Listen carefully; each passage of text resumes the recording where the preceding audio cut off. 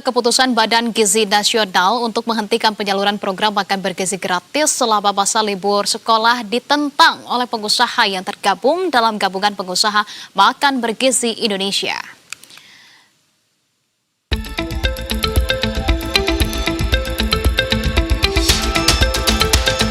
Penghentian MBG selama libur sekolah tertuang dalam Surat Edaran atau SE nomor 12 tahun 2026 tentang penyesuaian operasional SPPG pada saat periode hari libur.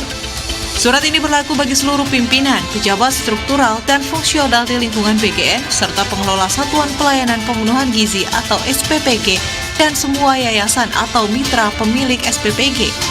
Dengan adanya aturan SE baru tersebut, SPPG tidak mendapat insentif Rp6 juta sehari selama 18 hari masa libur sekolah dari 22 Juni hingga 13 Juli 2026. Meski dapur tidak mengepul, semua fasilitas SPPG tidak boleh digunakan untuk keperluan apapun, termasuk untuk kepentingan pemilik SPPG. Jika melakukan pelanggaran, maka akan ditindak tegas sampai dengan penghentian izin SPPG. Oleh karena itu, Kepala SPPG, pengawas gizi, pengawas keuangan, dan penjaga keamanan tetap diwajibkan masuk dan bekerja. Wakil Kepala BGN Agustina Rumsari mengungkapkan potensi efisiensi anggaran selama 18 hari masa libur sekolah saat ini bisa mencapai Rp3,4 triliun. Momentum ini sekaligus digunakan untuk memperbaiki kembali tata kelola MBG di bawah kepemimpinan yang baru. Dalam SE ini menegaskan bahwa dengan tidak didiskusikannya MBG, maka seluruh SPPG yang tidak beroperasi tidak akan mendapat insentif. Nah, itu yang garis bawah yang penting ya. Dan kalau kita melihat angka jumlah SPPG yang telah beroperasi 27.820 dikalikan dengan insentif per hari itu selama 18 hari, maka kita sudah bisa melakukan efisiensi insentif SPPG itu sebesar 3.4.560.000.000. Lumayan. Menanggapi kebijakan ini, Gerakan Pengusaha Makan Bergizi Indonesia atau GAPEMBI bersama seluruh DPW GAPEMBI se-Indonesia meminta pemerintah melakukan pengkajian ulang terhadap kebijakan moratorium dapur MBG. Kebijakan pembekuan operasional dapur MBG dinilai berpotensi menimbulkan dampak luas, mulai dari hilangnya hak gizi harian anak hingga ketidakpastian iklim usaha. Meski demikian, Ketua Umum GAPEMBI Alven Stoni menegaskan pihaknya tetap mendukung efisiensi anggaran serta langkah pencegahan kebocoran dalam pelaksanaan program tersebut.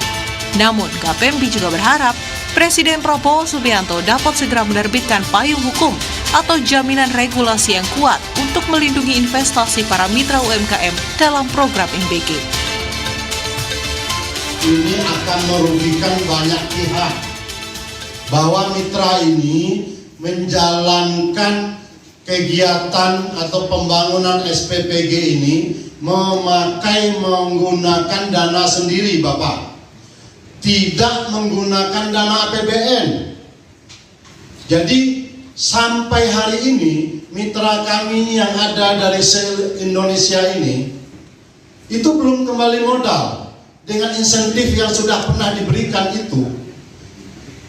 Jangankan yang dibilang untung terlalu banyak, modal pun belum kembali. Kenapa? Jangan sampai kami jadi jebakan Batman oleh pemerintah membuat program pakai dana kami, teman-teman udah mengambil duit bank, meminjam sana sini, akhirnya di tengah perjalanan kami di moratorium dan tidak dilanjutkan. Padahal yang memberi izin siapa? BGN sendiri. Begitu Bapak Ibu.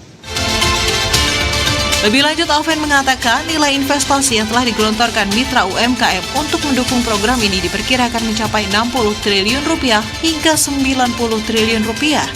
GAPEMBI menilai kepastian regulasi menjadi hal penting agar keberlanjutan program dan perlindungan terhadap para pelaku usaha tetap terjaga. Tim Liputan, Berita 1.